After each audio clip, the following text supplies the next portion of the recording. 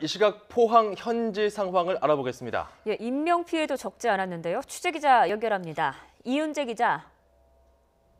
네, 경북 포항 한동대학교에 나와 있습니다. 네, 한동대 같은 경우는 진앙과 가까워서 지진 피해가 컸는데 지금 상황 어떻습니까? 네, 그렇습니다. 제가 나와 있는 이곳 한동대는 진앙에서 1km 정도 떨어진 곳에 있습니다. 그런 만큼 지진의 충격도 컸고 피해도 심각한 상황인데요. 저 뒤로 보이는 것처럼 이곳 바닥을 보면 건물 외벽을 감싸고 있던 벽돌이 모두 떨어져 아수라장으로 변한 모습을 확인할 수 있습니다. 건물 위쪽을 한번 보시겠습니다. 건물 곳곳에 이렇게 균열이 간 모습을 볼 수 있고 더 위쪽으로 보면 벽돌이 모두 떨어져 나가 시멘트가 그대로 노출된 것도 확인할 수 있습니다.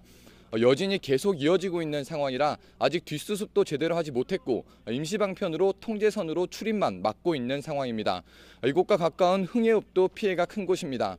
5층짜리 아파트는 지진의 충격으로 기둥이 부러졌고 앞으로 기울어졌습니다. 아파트에 살던 주민들도 대피했는데요. 포항시는 흥해 실내체육관 등 5곳의 주민 임시대피소를 운영하고 있습니다. 모두 700여 명이 대피소에서 밤을 지샐 것으로 보입니다.